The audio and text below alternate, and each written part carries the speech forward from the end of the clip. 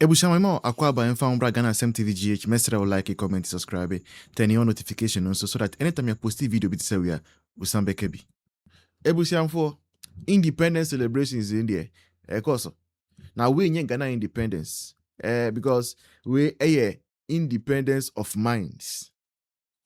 Independence of minds. Because a lot of people are starting to wake up to reality. A lot of people are beginning to wake up to the fact say we have sold colored TV and a black and white. Now black and white TV akoto nso no ye kokodu fie na ye so anso enye dwuma. Number 1 ukoso a light ni ho a odi beso mpo. Light wo ho mpo a low current. Uso nso a enye dwuma. 3 troubles, 1 Ghana. And this is the hard truth. A lot of media houses would not want to speak. Whatever are their reasons for keeping quiet, but any well-meaning Ghanaian, some journalism will be truthful to you and tell you, say, this is not what they were expecting. Let's even assume, say, the kind of campaign media for be brave. Free campaign now NDC. No? Let's even assume, say, it was out of conviction. And no make me say. Sa conviction, it was a flawed conviction. Obia on kasa sempe nipano. Ebia is enjoying from the rot that is ongoing. And I'm not surprised, say Akwesi Nsia Oye Jumawo Adom has come out to speak directly to Ato Forson. As they say, what they need Ato Forson. Say, Nama ekoso from hono enko ye. Ejwadifo no. They are suffering, they are crying, they are bleeding, and they are begging for a savior to come. Nemanko yi. Unkrofo temi bresa omukoko tonyama eba obia ni ho abeto. Farmers obia ni ho abeto omu farm produce no. Nya unkrofo omu even some deal with buying say cocoa farmers no kra omu husu. Usori na ati omusika so usori ati na fertilizer bo na ekosoro usori the next day na promises I promise you munyina hwinko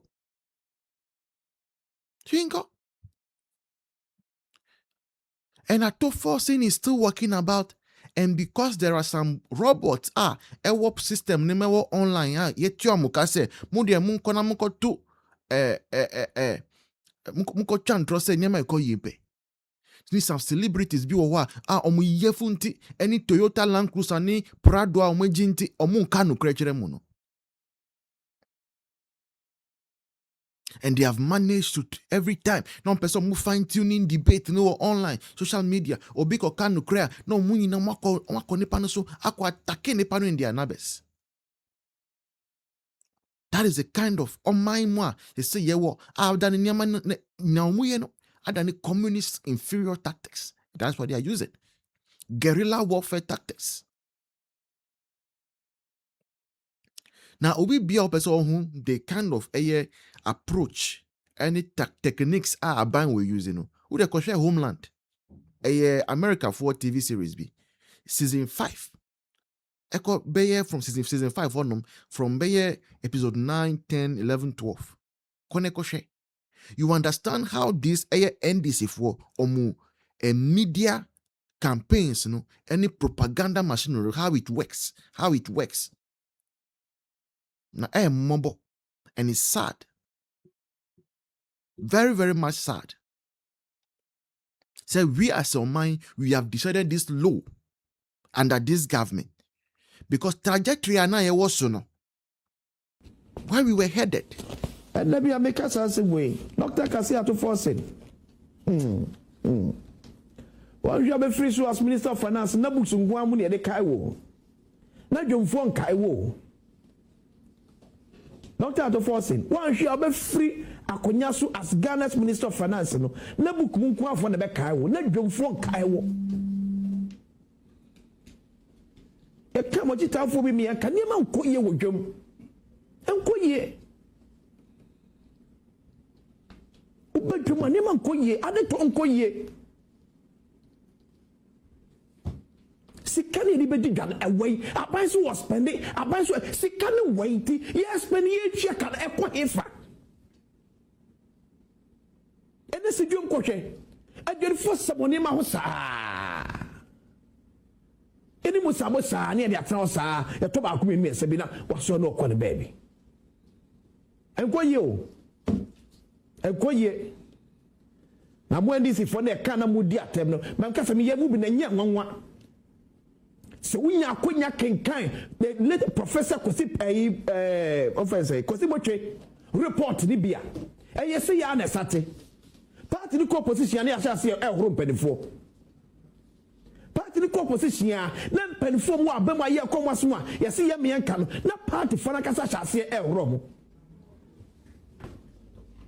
Dr. Ato Forson enema nkoye economic management no enkoye no kra omno no enkoye nipa betimi hwe no kan kira wa yemu de be ka tsaw enkoye doctor edwemunye yentade na loko dina parliament media review budget wakikesi kebebre abani ama ministries agents wo fanya adwuma sika ne wo hefa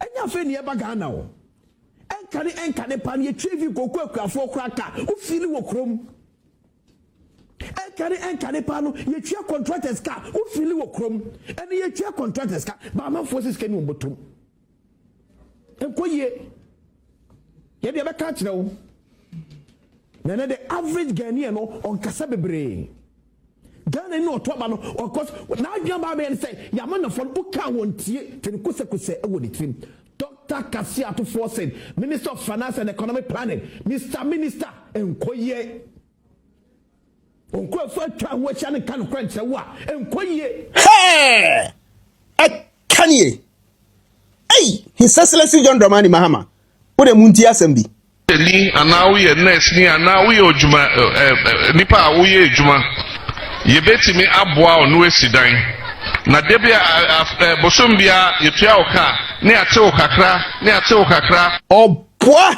ye benya companies bi na omone banks na yejuma enti se onim se woni oma e ba ubekwa akohu omo na omo aba obosia sa bosia no omde betua aban to ni gapo ha ni eto bia ewo ho na yeyi wo container si ya na omo yi e de akoto terminal one aban ni asembia oboa. We shall reintroduce automatic posting of teachers, and we shall scrap the teacher licensure exams. Oboa. Afeso ya drense koko na debia ya de kwa manone na yakoye nwedwuma ho ne ya chocolate ne de abre no yes ya bre ya pese factory na ya de ya koko no ya de ba bibia yedua koko no oboa we for no fifi ya beba be two borehole wo ho near the polytank si ho me say oboa. I can assure you the price is going to be a very, very, very good price. So those of you who don't have cocoa farms, go and start looking for land. Oboa.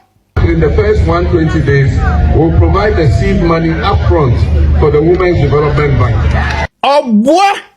24-hour economic clock. One job, 3 shifts, 3 people.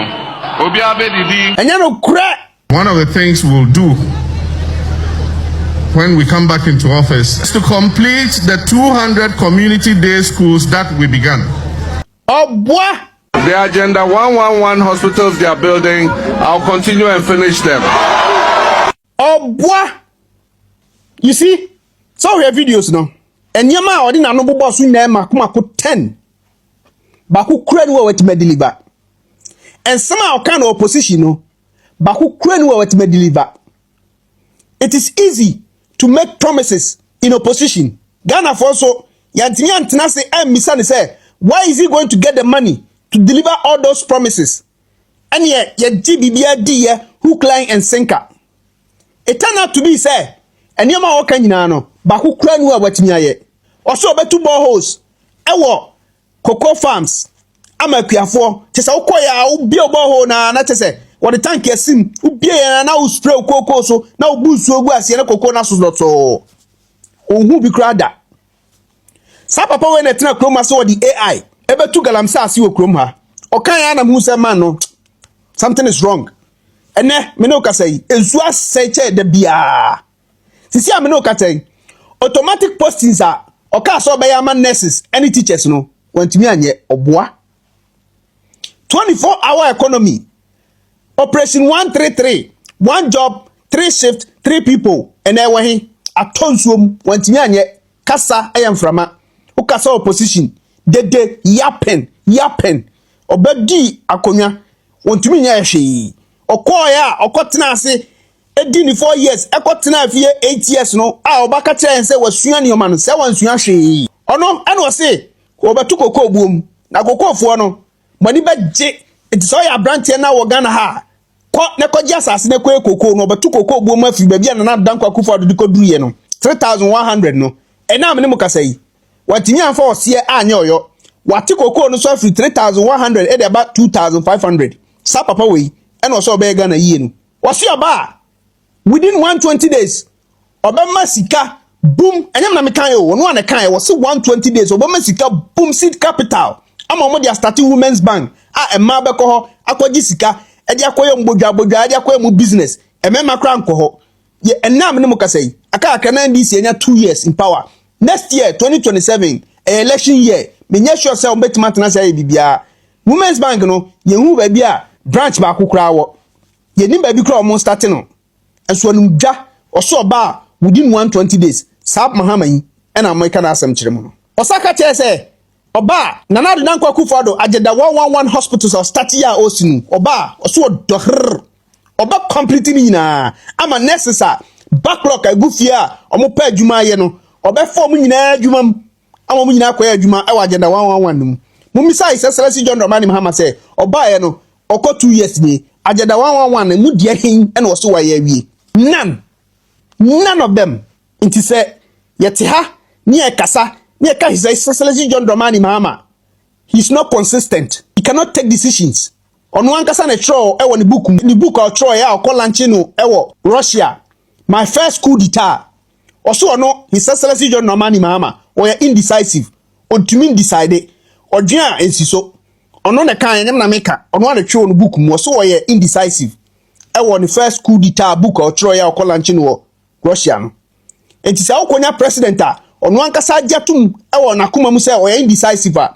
eje na che se nyoma odina no bobo so ni obetimi aye ensentro eni na ada ana obeka kire yen obeka kire kromafo se na dankwa kufado ne busuafo eni ni ministers ewi o mansika sisi yada pa wi $1 million akohye ne mpase na oba obeji sesika ina amaye ena oba ya sika ben watimaji amaye oba eni nya Ibrahim Mahama enene Ghana mines e wo krom ha amanfo ye etua bi ma aban no wagini nyina dia ma Ibrahim Mahama ena Ibrahim Mahama wo be 6 concessions e wo krom ha ono nko A2 edigunu botum na anya Ibrahim Mahama na etuo His Excellency John Dramani Mahama na ono ankasa na etuo because ohwe na o yesikani bre a time and intin obdi untumi akwakotum no na ye de etia ye de ani na ehwe no crime has no expiry date e wodo a ebeba na the tables will turn na mre bi so na January 2029 His Excellency Dr. Mahmoud Bawumia inshallah obey president of the Republic of Ghana amanfo mbekọ in one prison no anhwe ya omo nkọ ho nti omo nyina omo aboso na mo ntwen